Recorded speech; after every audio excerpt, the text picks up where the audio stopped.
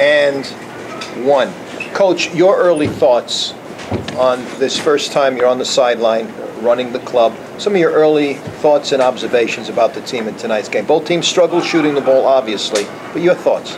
Well, I was really pleased with the way we battled and the way we guarded and competed against them.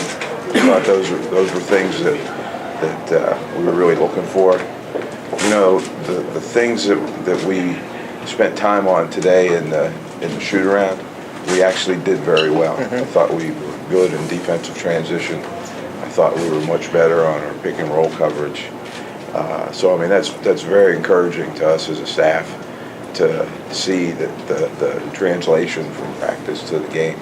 You know, we struggled scoring the ball, obviously, but we didn't let our offense affect our defense. And I think that's another sign of a step forward as well.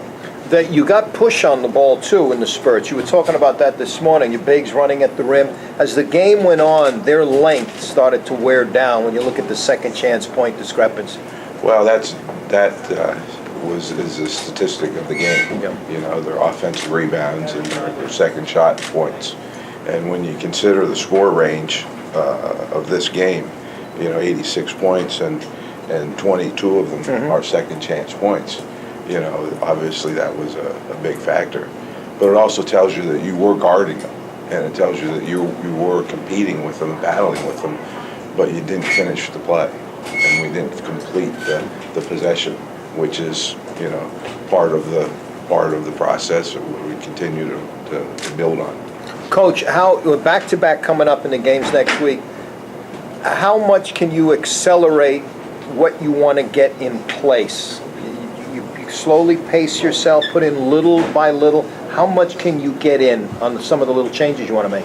Well, the biggest thing, for instance, for tonight and tomorrow night, we didn't want to confuse them, and we didn't want to start talking about a million different things that they've never done before.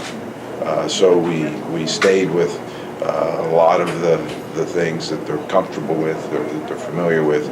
We added a couple new things today to shoot around that we liked, and we had to, you know, play with basically what we know, you know, because the most important thing is for them to find a rhythm and a comfort zone, and we never really found that tonight offensively, much to Portland's credit.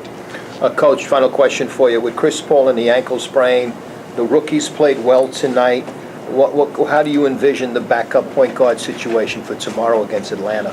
Well, we'll have Darren available, obviously, Bobby Brown available, and Devin Brown. You know, all three of them are available for minutes at that position. So we will, you know, get an assessment of the situation with Chris. I haven't, you know, been told anything yet, of course, but we'll see how that goes, and we'll move on. You know, it's an opportunity for each one of those young men to grow and to step forward. So we'll deal with it. Tough loss. I said it was the last question. I'll sneak this one in. You're on the sideline now, first time. Did you have to determine, do I stand up now? Do I sit? Do I pace? How comfortable did you get? How quickly did you get comfortable? Because they say it's the biggest transition you can make when you're starting to run your own team. Well, I don't know if comfort zone is something that whether I'm standing or sitting, the key is what our players are doing and what their position is.